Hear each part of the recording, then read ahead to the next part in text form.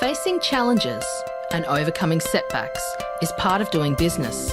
Whether you have the expertise to survive them or not could mean the difference between success or failure. Welcome to We Are Women, featuring revealing conversations that provide invaluable insights into the success secrets of female masterminds. A must listen for every entrepreneurial woman. Now here's your host, Janine Vosper.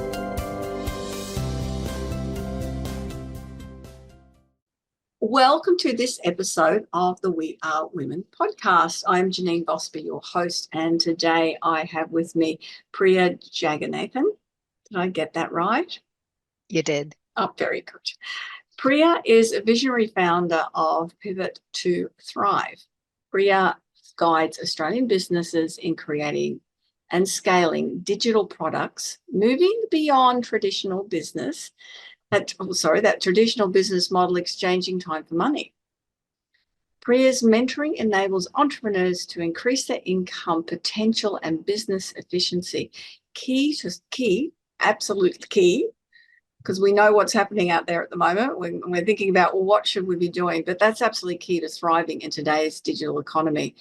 She has successfully mentored numerous businesses, leading to their increased market reach and profitability. Priya provides personalised, strategic business advice tailored to unique challenges and opportunities for each entrepreneur and supports business owners by pairing them with trained visual assistants. It means that you can free up your time and focus on business growth. It's such an important topic. I'm so very pleased to have you with me here, Priya, because I have so many people talking about what they should and shouldn't be doing all the time, and it's wonderful that you can join me and help clarify and explain some of that. Thank you so much for having me, Janine. I'm super excited to be here today. I want to understand, though, has this been something that's always been of interest to you, the digital world, or is it something that you sort of fell into and realised that you particularly liked it and can do it? What's your background? I think I've always been geeky techie. I love the technology. So my background is PhD in bioinformatics. So biotechnology done on computers. So I was this lazy Indian girl who didn't want to wash petrol plates and test tubes, basically wanted to sit in an air-conditioned room and work with databases and software. So that was me 15, 20 years ago.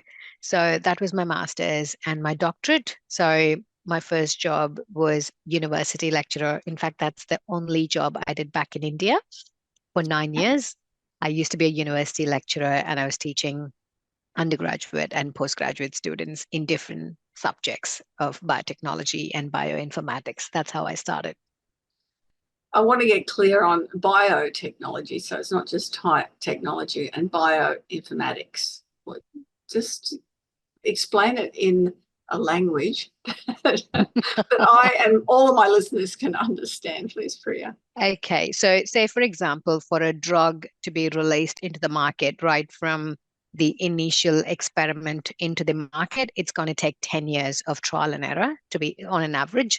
But bioinformatics kind of basically shortens that time frame to 1 to 2 years because you get rid of all the false positives and you only focus on true positives that's going to actually work for that particular disease or that particular gene. So you actually eradicate or eliminate 8 years of trial and error working on things that's not going to work. So it's going to help you narrow down to the ones that's going to work. So softwares and databases are going to do it. So this is back in the 2000s when AI was not even a thing. So those were real softwares and databases that helped us do it. And 2000 was very, very hot for bioinformatics because the Human Genome Project was done in the early 2000s. It was. Yeah. Okay. So that helps explain it. And thank you for doing it in a way that I can understand it. If you had the AI back in those days, how much easier would it have made your job, or would you have been redundant? No, I think it would have been massive, impactful in terms of, I think we would have had a vaccine for COVID even faster or even better, I would say. Faster is not the word, more efficient. I'm very much pro AI, but then, yeah, there are some side effects. There are some, negative consequences with everything. But I still believe AI is actually a time saver, a lifesaver. And in terms of productivity management, it is a huge tool that I use day in and out. What's the advantages? Saving time. I mean, when I record my podcast episode, I just input my audio file into one tool. What it does, it transcribes my entire episode. It creates summary of that episode. It creates titles. It creates timelines. It creates LinkedIn posts. It creates codes. It creates newsletters. Everything in 10 minutes. That's amazing. With just a single click, it can do all of this. That's going to save me time and also produce content very, very efficiently. And is that something that's easy to use for people, or it's something that they need to get assistance in doing so? No, I mean, literally, it's for anybody. If you can upload a YouTube link into a search bar and click a button, you can do it. Wow. Okay, that's nice and easy. I'll have to get the details of that software. You're happy to share it, or is this a secret? No, never a secret. I'm always happy to share knowledge. It's a tool called repurpose.io. I'm happy to share the link, and you can use that tool to repurpose your content into multiple shareable content forms. Because repurposing, I'm big on repurposing, because we spend 1 hour recording a content, we might as well create other forms of content that can be shared and used to get more reach. No, and I actually have heard of repurpose and had looked into it. So that's one form of AI. I think the most common that people are hearing about is Chat GPT. I think that's where people are more comfortable and getting even more comfortable, because they're giving it better instructions than what they used to do. Is that what you are finding with people coming to you? They're going, oh, I think I know how to use this, but I need something else. I need more. I think it's the other way. I would love if people come to me and say, I need more, but I believe people just generalize AI equals ChatGPT. And I go, no, that's where you start and understand how the language model works. And please understand, it's just a language model. There are much more better tools that are designed to do specific functional tasks. So people just think, oh, if I know ChatGPT, I know AI. It's just a very, very overused words these days, AI and ChatGPT. And people just think AI equals ChatGPT, but no, it's a good starting point. I would say that's where I started. I still use it. I've been using the paid version for almost more than a year now. But there are other tools that I pay because it's much more efficient than ChatGPT. And that's a really important factor, isn't it? There's so many different software components that we can fund. I think is better than the word invest, because some are investments and others we're just funding. Exactly. And finding the right ones that work for you is so important.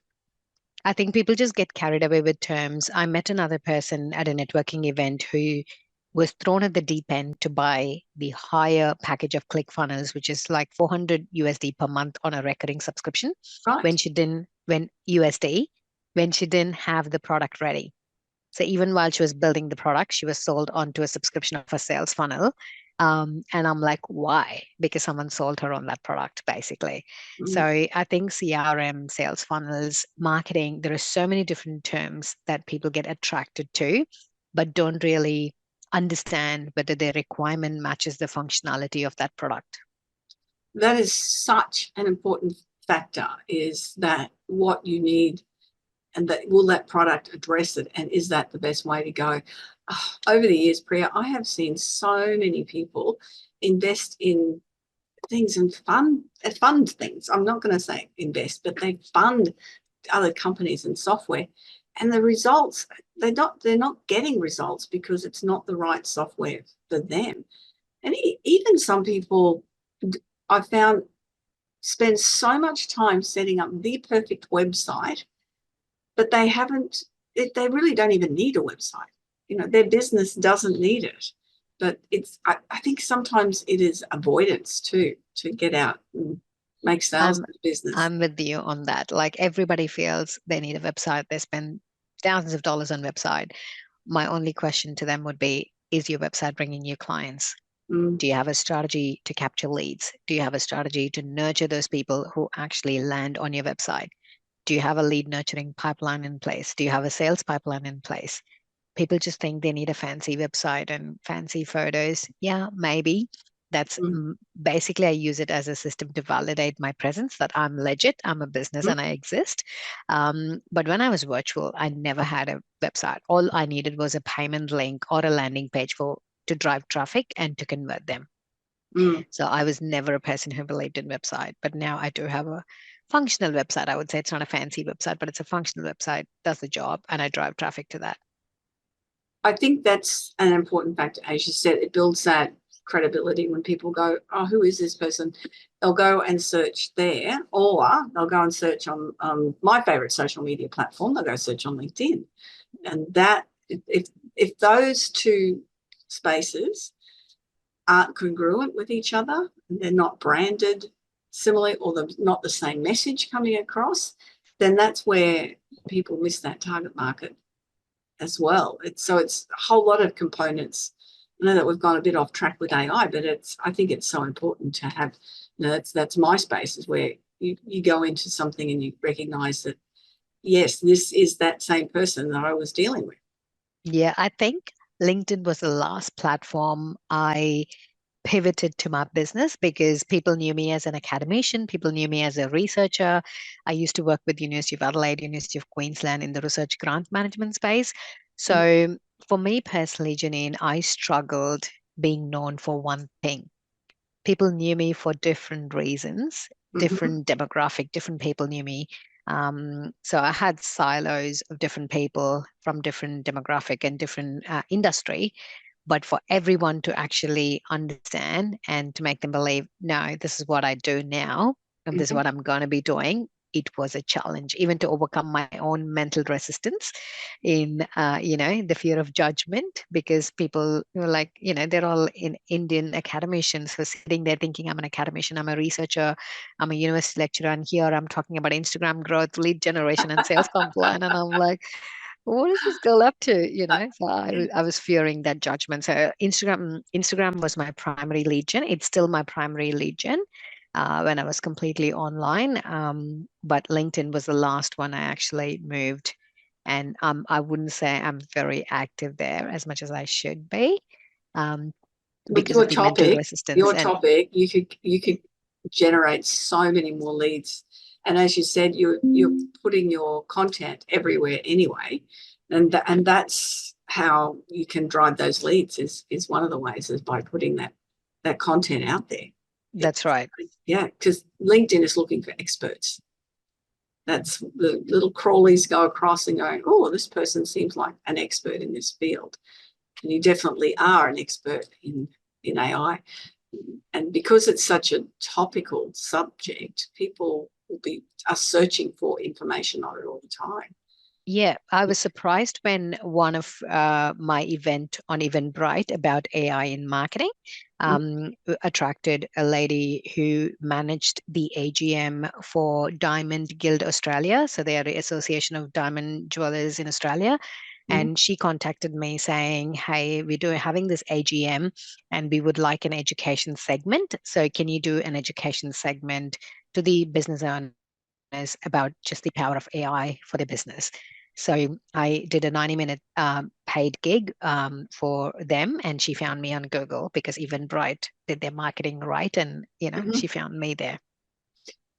And that's, again, that important factor, just to be seen across so many different platforms, isn't it? And by having the right AI, you can do that quite easily, because it's generating it in different spaces and generating the right sort of content for the right platform. Yes, definitely. Yeah.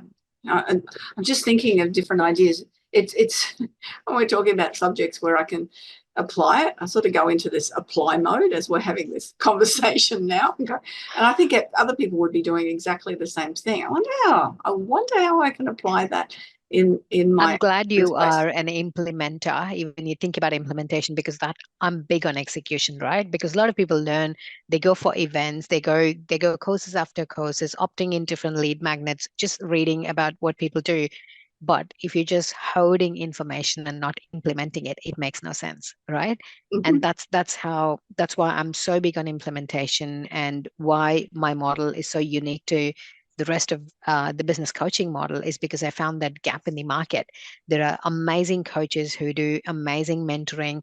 They can give you the perfect framework, but if you don't implement, the needle does not move.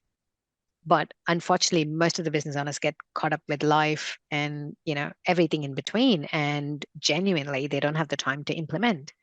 So Is I'm that like, where the VAs come into it? exactly, exactly. So 2021 December, I quit my six-figure paycheck and I was excited to get right into business, find clients and, just make my dream life come true. Mhm. And Australia shuts down for Christmas, December and January. And I was Had like, you not what? realized that happens in No, because I always had paid holidays and it didn't impact me. So I was this newbie in the business world who fancily threw the paycheck Mm. and got into business. And I'm like, damn it, what do I do now? So I was very surprised and I needed work to keep me sane and not kill my kids. So I literally put a story on Instagram. If you're an Indian mother, Indian woman who wants to become a VA, I'm going to train you. So it was, and that's the power of online business. You don't have to have a landing page or a website because people trust you. You can put up a story and you can get some traction, you can get some response. And Mhm. I signed six people in right in that first week. Fantastic. So that was my first batch. I started with six people. I trained them live for 4 weeks and then I paired them with my Australian clients. But then it takes a lot of time. So I kind of go into the cycle of love, anger relationship with my VA academy because that's what I say. I don't hate them, but I just go into that anger mode when my expectations are not met and when people just give excuses. And it's not like I don't understand Indian culture. It's not like I've never lived in India. And when people give me those excuses, I'm like, it's just no, I'm not buying into this. So I go into that love anger cycle. So now I'm in that love cycle, but back in December, I was in that anger cycle. So I go through these emotions with my team. So it was basically an accidental thing that happened, but I could see the power in having those team of VAs that are trained by me and trained to actual requirement of my client that I can pair them with. So I found it was very, very powerful. And that's the reason till today I would have trained 33 VAs. So the model is they pay me to come into my container, like a course, roughly 400 AUD. It's 20,000 Indian rupees. Mhm. The reason I have that filter is I need people who've got that skin in the game. Because if Right. it's free, in India, I can get 2,000 people. Mhm. So I wanted people who would be committed, who would actually have skin in the game, who would invest in themselves. They could get that money back within a month of getting a Mhm. client. So I wanted it to be a no-brainer investment, but for them to trust and have that commitment as well. So they pay, come into the container, get trained by me based on their skill set. I actually pair them with my clients. So it becomes more of a teamwork where I do the mentoring. The client will stay in their zone of genius and my VA will take care of all the admin marketing work, 15 hours to 20 hours every week in their business. Right. I know I've had a VA for a couple of years, and I find it absolutely invaluable. I went to listen to a speaker, and there was all these different components, but that was the one challenge I took home to go, right, that's what I need to do, because you can't, as a sole trader, you can't do everything. You can You try. don't have to. You don't have No, to, is my no, point. Yeah. yeah. But It's not worth your time. no, it certainly isn't. And particularly, a lot of people, when they step into business, they're looking around at others who, have got everything organized and scheduled on their social media. There's regular posts going out. They're writing a book. They've got a podcast. They're doing a whole lot of things, and they're thinking to themselves, there's no way I can do all of this. And it's a bit like they're told what they need to do straight up, which we know that's not the steps that you take when you first go into a business. But it's a lot of pressure there's a lot of pressure when you're first doing that, going, I don't even know what I'm doing. Oh, Particularly if yeah. you've never done social media before. I spoke to someone today thinking, oh, mortgage broker. And that's what he was saying. He has never done social media before. And I looked at his LinkedIn page and I went, oh, I just want to help. It was, yeah. Your heart just screamed to help that person. It absolutely does. And another person I met today is a photographer, a wedding photographer, and I looked at his LinkedIn profile. And it's funny you say about what am I and who am I and how do I put that out there. And I found him, and he was a development manager for some.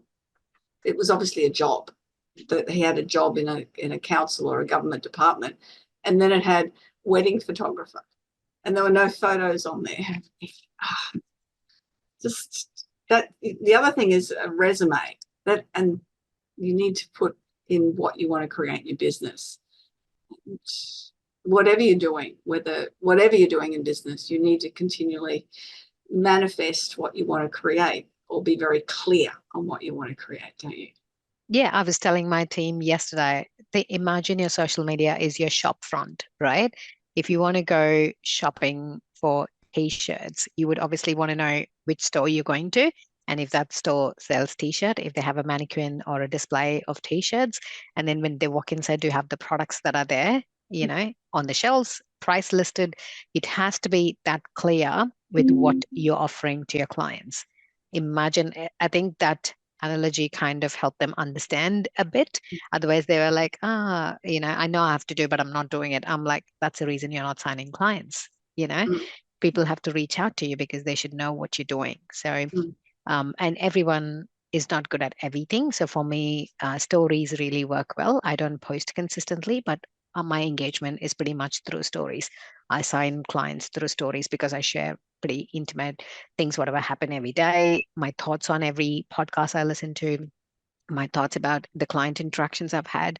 So that's where the engagement happens. So I think everyone should find that sweet spot, even inside a platform, what works for them. Because when Reels came, I was petrified because I can't do the throwing the clothes and changing t-shirt. That's not my style, right? I can't do those Reels. So even now, I just sit and talk. So I think you'll have to make it work with your style. You can't force just because that's the trend. I mean, Mhm. I tell people don't follow the trend if it doesn't align with you, because energetically people can feel it when you're doing something that you're not aligned to. The mortgage broker spoke to me about that today. He said, so should, because I was the speaker at this event. He said, so should we go on TikTok? You're a mortgage broker.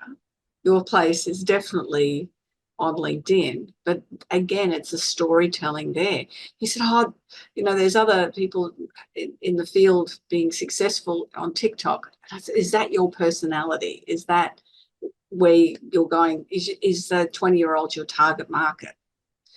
And a mortgage broker is at the 16-year-old your target market. Well, it's most likely not. Find where your clients or prospective clients are and have the conversations with them in the right spot. I think most of them miss that point, right? Whether that's where their clients hang out and whether that's your personality. Like for me, TikTok is a big no. That's not my personality, right? I can do Instagram, but TikTok is not my style and I don't feel aligned on that platform. So when you feel icky, when you don't feel aligned, you better stay away from it. Yeah, I totally agree. It's interesting. I am on a mission at the moment and I'm doing 5,000 steps before breakfast, which is really interesting when you've got to be somewhere at 7 a.m. for a breakfast meeting and you've got a 30-minute drive. Hence the alarm clock gets earlier and earlier every day. And it's dark now too when I'm heading out. So I have to change the route that I walk because I need to stay on roads instead.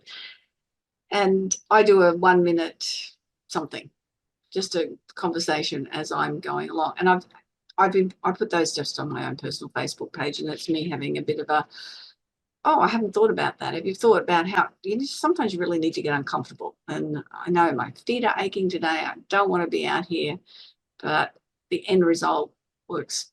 That's what I'm aimed at.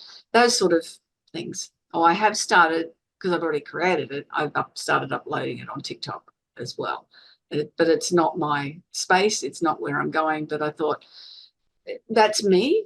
I don't have makeup on. I've got the cap on and I'm just talking.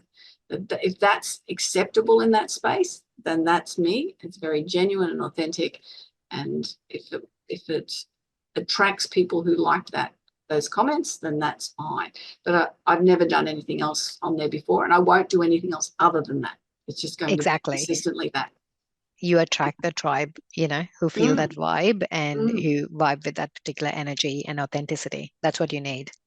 And the last 3 years has really demonstrated that as well, because, people were sat in different camps and had lots of different opinions about things. And it's just all of the things you're doing for branding is being authentic. And I had someone say to me, well, Janine, should you be talking about these things? And I teach people to stand up, to speak about what is important for them. So why wouldn't I do that? It's putting that authenticity and being really genuine to who you are, without offending, hopefully. Yeah. Well, hopefully. But people have so much opinions these days. People get offended very quickly. they do. I'm on our local Facebook pages with our upcoming council elections, and it's really interesting as to the different points of view. And as I said to someone, at least people on these forums are passionate. They're informed. They're informed around their belief systems, but they're informed at least. Whereas I've found in the past, most people, when it comes to elections, just see someone's pretty face and then they vote for them. I have no idea. Really? Yeah. I've heard hundreds of people walk up to, when I'm handing out different how to votes, hundreds of people walk up to the gate and go, who are you voting for? I'm not sure who I'm voting for. Oh, I saw that photo of that guy somewhere. Yeah, that'll be all right. That'll do. So that's part of your branding, part of understanding that. But it's part, I've gone so off track, but it's still passionate about what you're doing and how you're doing it and how you're delivering it. And being informed. That's my big focus with anything. If I want to have an opinion on something, I better learn something about it. Exactly. Yeah. Have an informed opinion and back it up with evidence, as if somebody's going to question it, somebody's going to ask you to justify it, Yeah. Let's go back on AI, because that's what we're meant to be. But I love having conversation with how things travel around a little bit, because I know we had a conversation where you interviewed me on your podcast. What's the name of your podcast, Priya? Pivot to Thrive. That's my brand name. Pivot to Thrive, yes. And so we, covered different topics in that, which I absolutely love, and wherever conversations are meant to go. Pivoting back to AI, we haven't discussed what the negative components are. What can go wrong? Basically, unable to differentiate the reality from AI. Like most of the images, I think last week or last 2 weeks ago, there was an image circulating on social media, like the Eiffel Tower in Paris was on fire. I saw something like that, yes. It was an AI generated image, but it created a lot of online chaos because it seemed very real. And in terms of American politics, they believe the results or the campaign might be very much skewed with AI. So there are certain aspects of it which people can use it to the disadvantage. And that's one of the reasons why Elon Musk also stopped supporting OpenAI, because he believes it's taking complete control and it's against humanity, which he's very big on. So there are certain aspects at a higher level, which we commoners don't get to understand the consequence just yet. But I believe from a bigger perspective, with the kind of research that's going around, I think there are concerns about the struggle to differentiate the reality from AI. I think that would be the biggest challenge with deep fake and things like that. It's I got a photo through a company the other day, and it was a very inexpensive lead into this software, which I've since had been credited my investment, and it was awful. And I'd asked for a photo of a young woman. I gave the description of what I wanted, and it was to do with public speaking. It was just this woman's face screaming, and she's got her hands in the air. And when you look at her fingers, she only had 4 fingers, but they were like a V, a bit like Star Trek, that sort of thing. And I went, this is really bad. It was horrendous.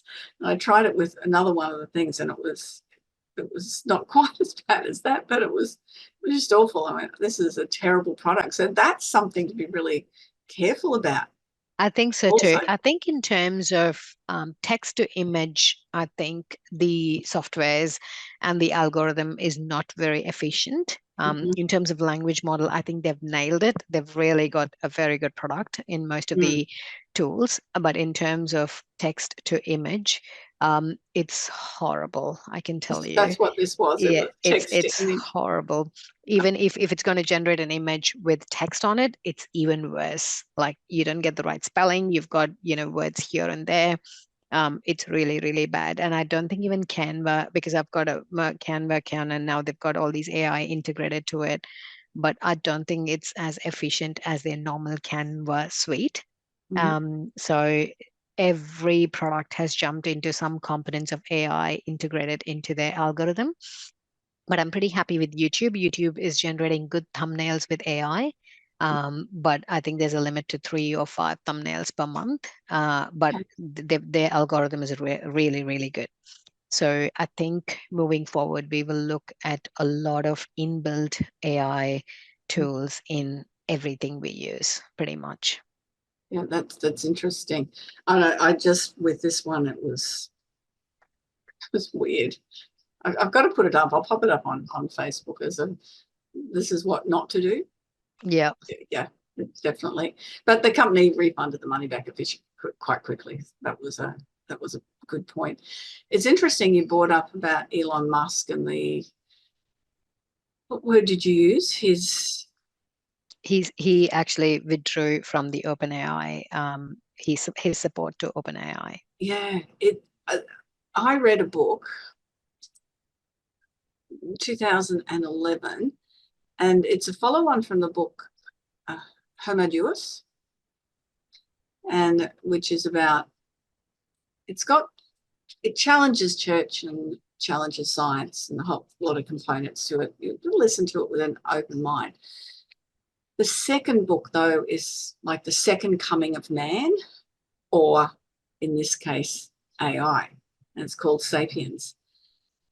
And my husband and I are on a driving holiday, and I couldn't have read it. It was 20 hours long, and it was read to us as we were driving. It was really, oh my goodness. So this, when you brought up with Elon Musk, I'm thinking that's definitely considerations when it comes to AI as to how many jobs do we take? How do we dumb ourselves down?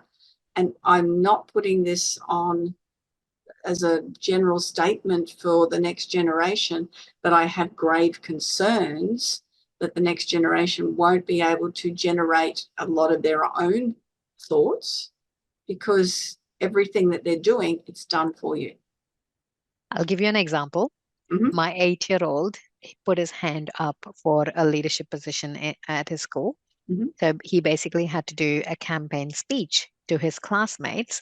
So 5 children put their hand up. So those 5 had to deliver a speech, and the kids would vote. And the one who gets elected for their class, they go to the year 3, the general election. So that's what a 2-round election. And my son asked me if he can use ChatGPT, the 8-year-old, because I sent him for holiday workshops. I said, no, I want you to think about how you want to represent yourself as a leader and the things you would do to your class. So I want you to put your thinking hat on and do it. So he wrote a 1-pager. He did a great job. He lost by 1 word, right? Single word. I think he lost by 1 word. And he came back. He was disappointed, not because he lost, because the guy who won had 3 pages written by ChatGPT. And he was angry that I didn't let him use ChatGPT to write the script. Wow. I said, I'm not judging, and it's not wrong they used it, but I would prefer you to write something on your own and be honest. And losing by 1 vote is not a bad thing. You've done really well, and I'm super proud of you. It's interesting, isn't it? And that's an I 8-year-old. was so shocked that 8-year-old parents really went all in and wrote a 3-pager for an election campaign for 8-year-olds, basically. But some parents are really invested, right? So, Yeah. so it actually backfired for my son in thinking that it was because of me he lost because I didn't let him use AI. So there we go. That's exactly right. Are we going to create an even playing field? Yeah. I think it's going to be very interesting to see how in the next 2 or 3 years, how schools are going to adapt and compete. I think all the plagiarism tools have come up with additional functionalities to detect assignments written by AI, but I'm sure there'll be plugins to overcome that. So yeah, it's going to be very interesting, but I would say I don't think we can fight it. We just have to find peace with it, find that sweet spot that works in the most ethical way. That's what I would say. I'm not anti AI when it comes to my kids, but I would want them to use their brain, use their creativity. So at least for an 8-year-old, I'm like, no, you're not using ChatGPT. You're just going to take your notebook, write down your points.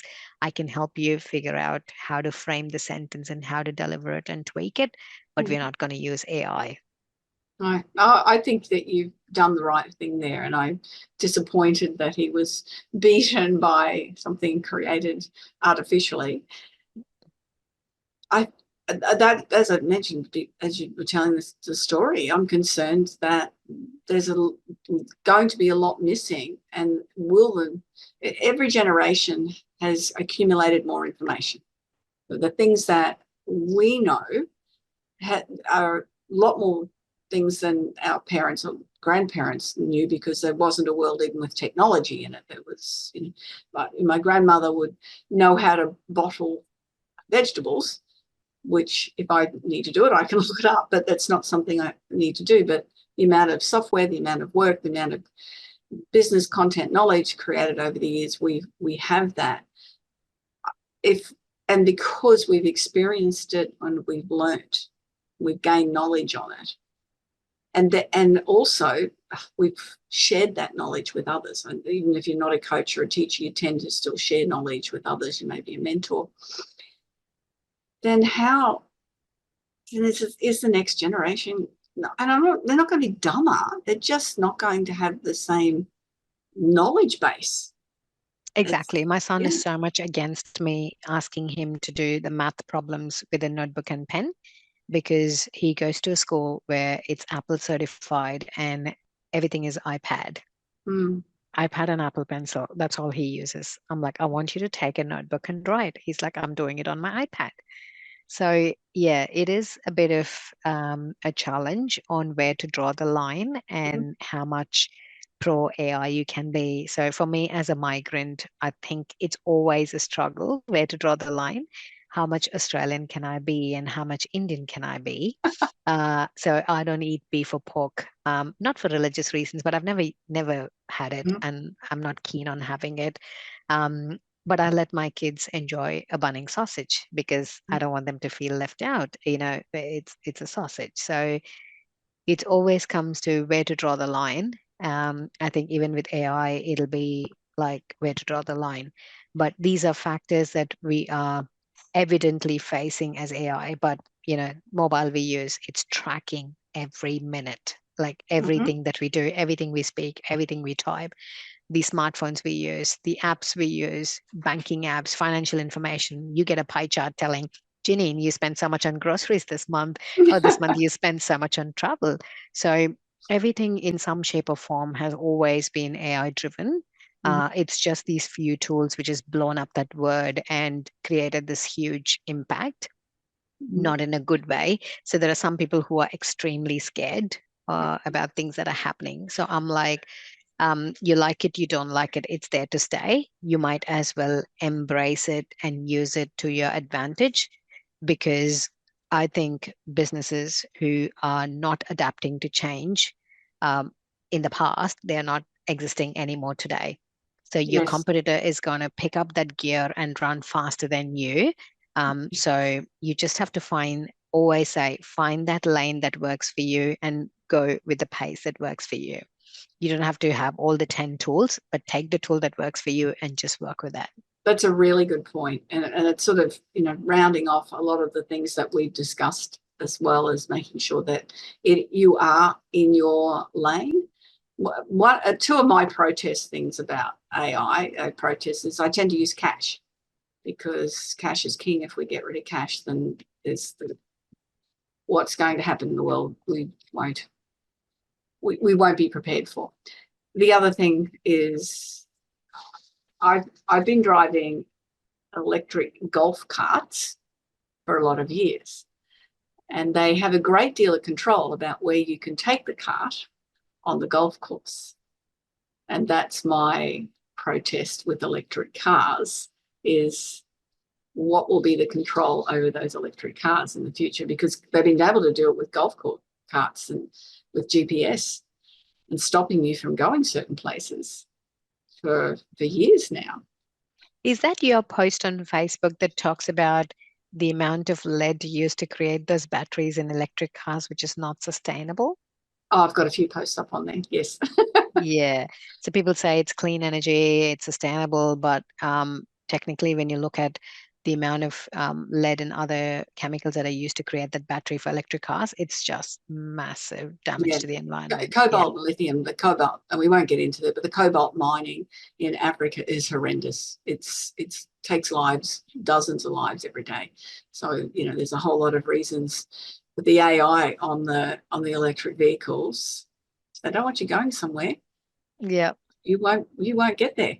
Exactly. Nobody's sitting there at the golf course and monitoring where we're driving. The cart says, whoops, you've got a little bit too close to the green here.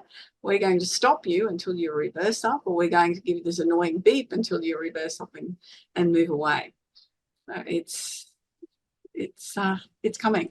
Interestingly frightening. It's definitely coming. We've talked about a whole lot of subjects. If we were to try to round a few things off with 3 takeaway points, Priya, what would they be?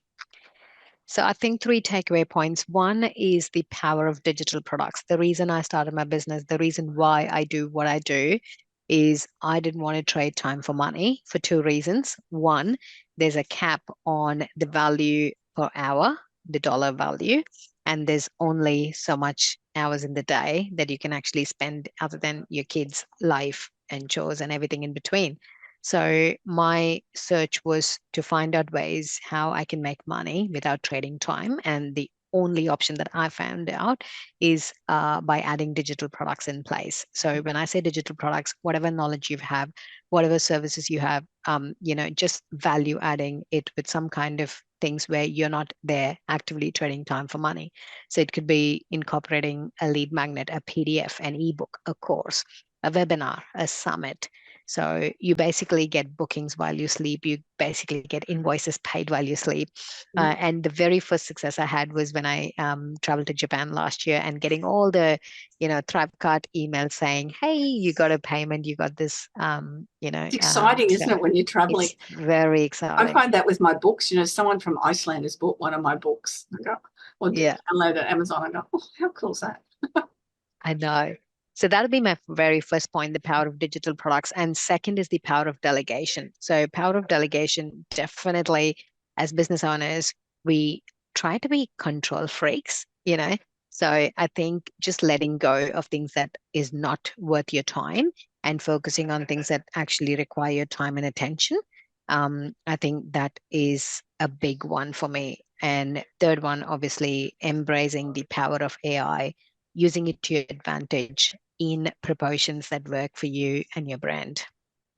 Yeah, they're all really great points, and it is using what works best for you and what will help you without It's investing not a one size fits all funding. approach. Yeah. No. Yeah. You're very big on that word, isn't it? Funding. Well, I just don't find it there's some things you invest in. You know, there's certainly great products out there that save you a lot of time and effort, and that's an investment. But I know so many people that don't even know what software they've got, and they just keep funding it year after Exactly. year without. I would just say spending.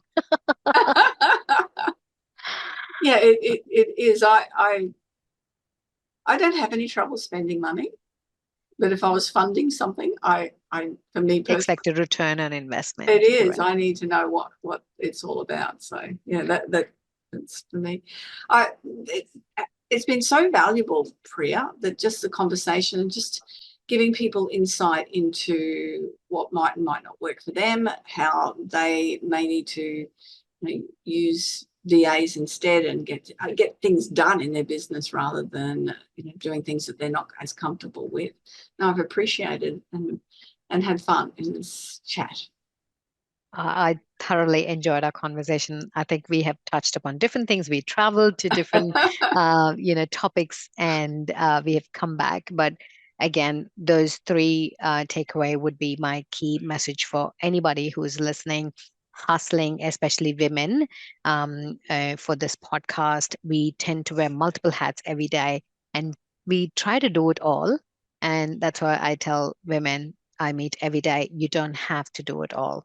And that's a great point. So the power of digital, the power of delegation, and the power of AI. Thank you very much. You're welcome.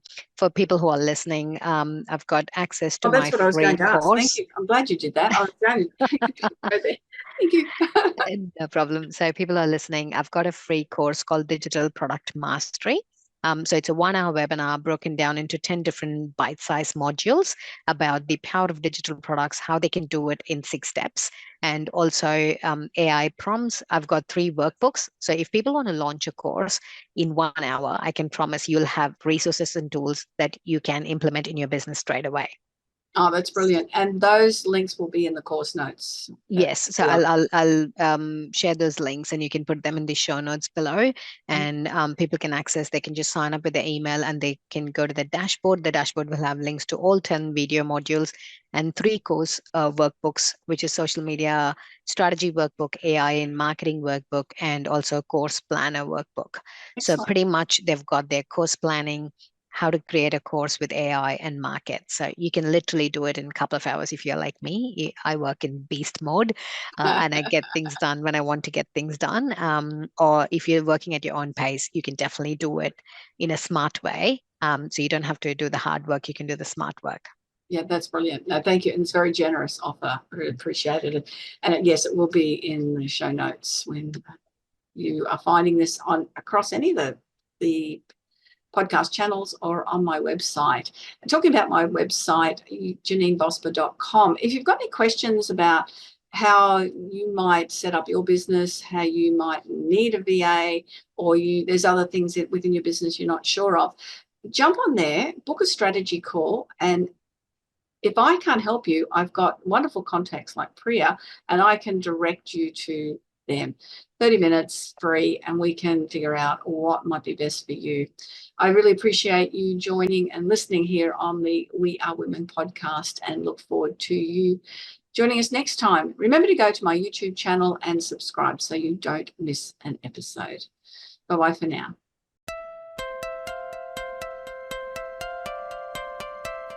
So, do you feel stuck in a rut in business? Visit speechperfect.com.au and download Janine's free ebook to avoid the 5 most common stumbling blocks women face in business. It's jam-packed full of tips to overcome the barriers that could be holding you back from the success that you dream your business will be. We would love you to leave a review of today's episode and share this podcast with other women in need of entrepreneurial inspiration. Subscribe to the next episode now and join the We Are Women community.